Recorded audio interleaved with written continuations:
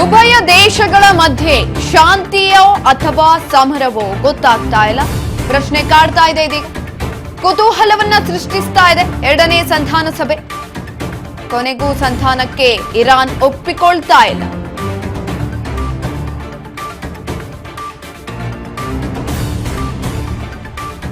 ನಾಳೆ ಪಾಕಿಸ್ತಾನದಲ್ಲಿ ಅಮೆರಿಕ ಮತ್ತು ಇರಾನ್ ಮಾತುಕತೆ.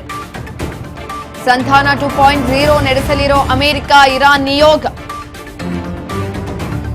ಪಾಕಿಸ್ತಾನದ ಇಸ್ಲಾಮಾಬಾದ್ನಲ್ಲಿ ನಡೆಯಲಿರೋ ಚರ್ಚೆ.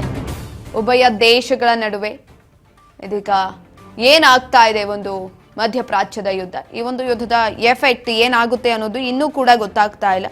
ಕದನ ವಿರಾಮ ನಾಳೆ ಅಂತ್ಯ ಆಗತ್ತೆ ಅಥವಾ ಈ ಒಂದು ಸಂದರ್ಭದಲ್ಲಿ ಸಂಧಾನ ಸಭೆ ಆಗುತ್ತೋ ಇಲ್ವೋ, ಸಮರ ಇದೇ ರೀತಿಯಾಗಿ ಮುಂದುವರಿಯುತ್ತೋ, ಏನಾಗುತ್ತೆ ಅನ್ನೋದು ಗೊತ್ತಾಗ್ತಾ ಇಲ್ಲ. ಕುತೂಹಲವನ್ನ ಸೃಷ್ಟಿ ಮಾಡ್ತಾ ಇದೆ ಎರಡನೇ ಸಂಧಾನ ಸಭೆ.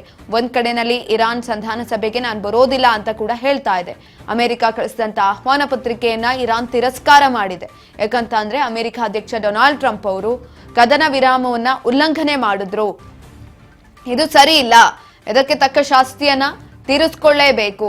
ಈಗ ಆಲ್ರೆಡಿ ಕದನ ವಿರಾಮವನ್ನ ಉಲ್ಲಂಘನೆ ಮಾಡಿರುವಂತಹ ಈ ಒಂದು ಸಂದರ್ಭದಲ್ಲಿ ನಾವು ಹೇಗೆ ಸಂಧಾನ ಸಭೆಗೆ ಹೋಗೋದಿಕ್ಕಾಗತ್ತೆ ಅಂತ ಇರಾನ್ ಹೇಳ್ತಾ ಇದೆ.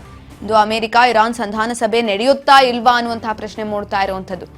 ಇಂದು ಪಾಕಿಸ್ತಾನದಲ್ಲಿ ಎರಡನೇ ಸುತ್ತಿನ ಸಂಧಾನ ಸಭೆ ಆಗಬೇಕಾಗಿತ್ತು, ಆದ್ರೆ ಆಗಲ್ಲ ಅನ್ನುವಂಥ ಲಕ್ಷಣಗಳು ಕಾಣಿಸ್ತಾ ಇರುವಂಥದ್ದು.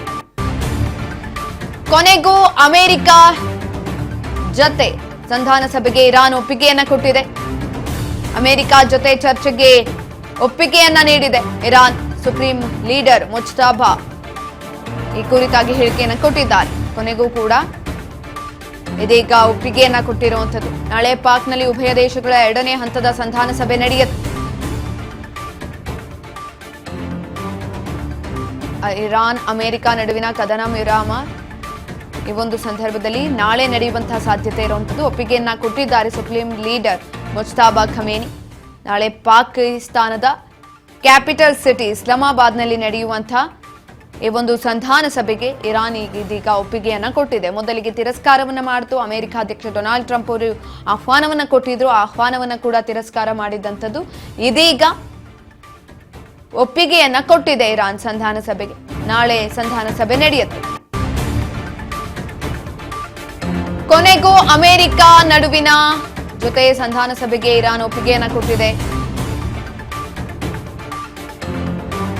ನಾಳೆ ಪಾಕ್ನಲ್ಲಿ ಉಭಯ ದೇಶಗಳ ಎರಡನೇ ಹಂತದ ಸಂಧಾನ ಸಭೆ ನಡೆಯುವಂಥದ್ದು.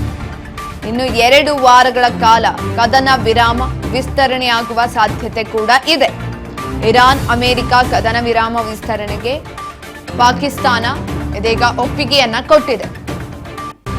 ಪಾಕಿಸ್ತಾನ ಒಪ್ಪಿಗೆಯನ್ನ ಕೊಟ್ಟಿರೋದ್ರಿಂದ ಕದನ ವಿರಾಮ ಇನ್ನೂ ಕೂಡ ವಿಸ್ತರಣೆ ಆಗುವಂತಹ ಸಾಧ್ಯತೆಗಳಿರುವಂಥದ್ದು. ಇನ್ನು 2 ವಾರಗಳ ಕಾಲ ಕದನ ವಿರಾಮ ವಿಸ್ತರಣೆ ಆಗುವಂತಹ ಸಾಧ್ಯತೆ ಇದೆ. ಇರಾನ್ ಅಮೆರಿಕ ಕದನ ವಿರಾಮ ವಿಸ್ತರಣೆಗೆ ಪಾಕಿಸ್ತಾನ ಕೋರಿಕೆಯನ್ನ ಕೊಟ್ಟಿದೆ.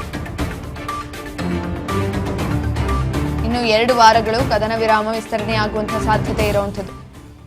2 ವಾರಗಳ ಕಾಲ ಕದನ ವಿರಾಮ ಘೋಷಣೆ ಆಗುವಂತಹ ಸಾಧ್ಯತೆ ಇದೆ. ಈಗ ಆಲ್ರೆಡಿ 2 ವಾರಗಳು ಕದನ ವಿರಾಮವನ್ನು ಘೋಷಣೆ ಮಾಡಲಾಗಿತ್ತು. ಇನ್ನು 1 ದಿನ ಮಾತ್ರ ಬಾಕಿ ಇದೆ. 22ನೇ ತಾರೀಕಿಗೆ ಕದನ ವಿರಾಮ ಅಂತ್ಯ ಆಗತ್ತೆ.